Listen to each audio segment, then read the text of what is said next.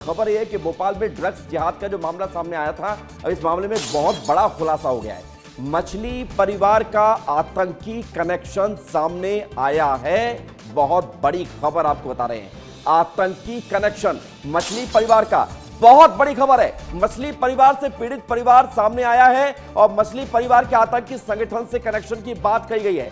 बम की कराई जाती थी सप्लाई, ये पीड़ित ने एक बड़ी बात कही है।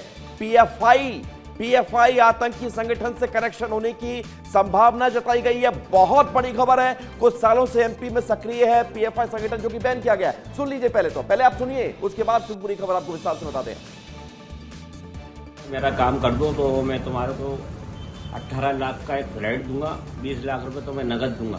कुछ दिन पहले ही मेरे को खिलाना पिलाना चालू कर दिया, मेरे ऊपर पैसे मिटाना चालू कर दिए। मैं समझ नहीं पाया, तो इन्होंने मोबाइल में मेरे को एक वीडियो दिखाई। तो वीडियो के अंदर दिल्ली की जामा मस्जिद थी।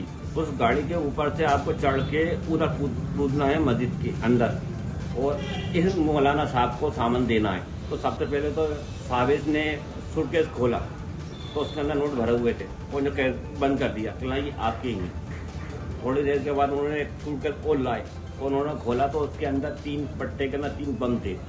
डर इतना बैठ गया था कि मैं जीना कूद के एकदम तो भागा।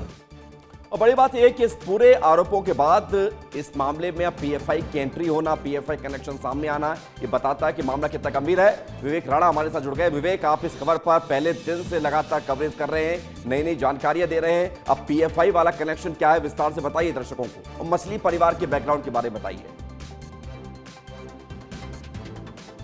बिल्कुल विवेक, यदि मछली परिवार की यदि बात करें तो जिस प्रकार से कल क्राइम ब्रांच ने सारिक को गिरफ्तार किया है, हिरासत में लिया है, साथ ही यासिर की बात करें और उसके चाचा की यदि बात करें तो लगातार ड्रग्स जिहाद के बाद एक जो कनेक्शन है वह जोड़ते हुए दिखाई दे रहा है। क्योंकि आर्म्स की बात करें तो जिस प्रकार से जज्जी जो गिरफ्तार हुआ है एयरपोर्ट से, जो यासिर के लिए आर्म्स सप्लाई करता था, साथ ही यदि मछली परिवार की यदि बात करें तो जो फरियादी सामने आए हैं उनके पास कागज है और उन्होंने सीबीआई और क्राइम ब्रांच को 2012 और 13 में आवेदन दिया था कि जो सारिक जो मछली है, जो मछली परिवार है, वो उसको प्रेशराइज कर रहा है कि ये जो बम है वो दिल्ली ले जाए, जामा मस्जिद तक पहुंचाए। साथ ही यदि पीएफआई संगठन की यदि बात करें तो ये कोरोना काल से पहले यानी 2020 के पहले मध्य प्रदेश में काफ़ी सक्रिय संगठन था। इसके कई सदस्य भी जो गिरफ्तार हुए थे, इंटेलिजेंस को एक बड़ा इनपुट मिला था। और जिस प्रकार से ये जो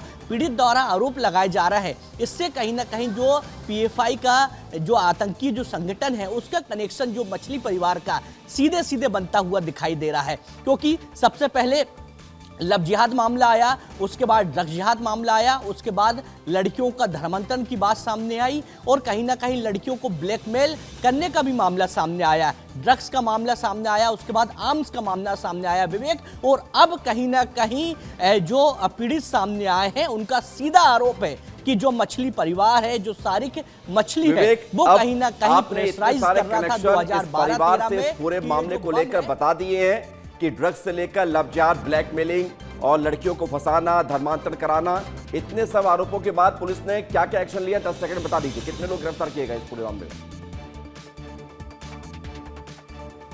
बिल्कुल विवेक, अभी तक करीब 5 जो लोग हैं वह गिरफ्तार हो चुके हैं। क्योंकि जिस प्रकार से यासिर को सबसे पहले गिरफ्तार किया गया, उसके बाद जो चाचा हैं उसको गिरफ्तार किया गया, सारिक को गिरफ्तार कर लिया गया, जज्जी को गिरफ्तार कर लिया गया, 2 और अन्य लोग हैं उनको गिरफ्तार। बिल्कुल, यानी कि लगातार पुलिस एक्शन ले रही है और बहुत बड़े खुलासे हो रहे हैं। विवेक, आप नजर बना के रखिएगा, आपकी पैनी नजर से इस खबर पर लगातार बड़ी कवरेज और बड़े खुलासे हो रहे हैं। शुक्रिया, फिलहाल धन्यवाद आपका हमारे साथ जुड़ने के लिए।